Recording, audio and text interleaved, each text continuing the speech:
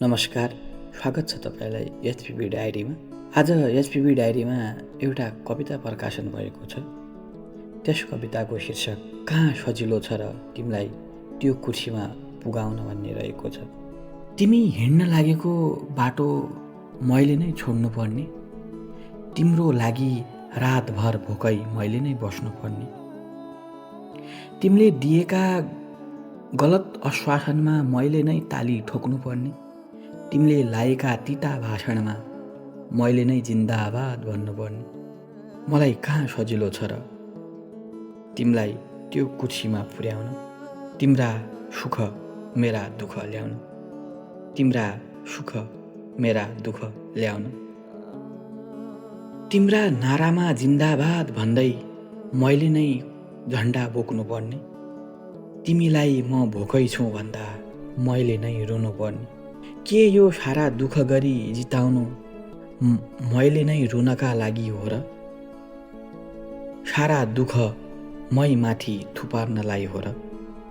सारा दुःख मै माथि थुपार्नलाई हो र?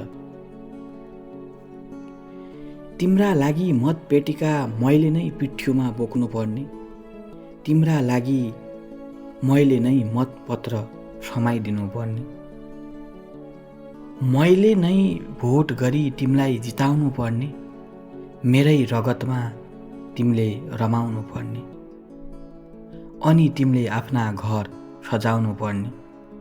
वाह तिम्रो कस्तो नीति, वाह तिम्रो कस्तो नीति।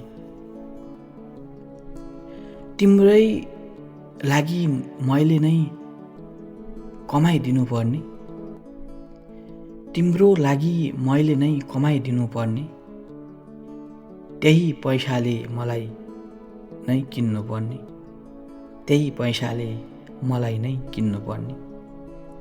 तिमीले बनाएका नीति नियम मेरै लागि भारी हुने, अनि मैले तिम्रा लागि ज्यान दिनुपर्ने, अनि मैले तिम्रा लागि ज्यान दिनुपर्ने।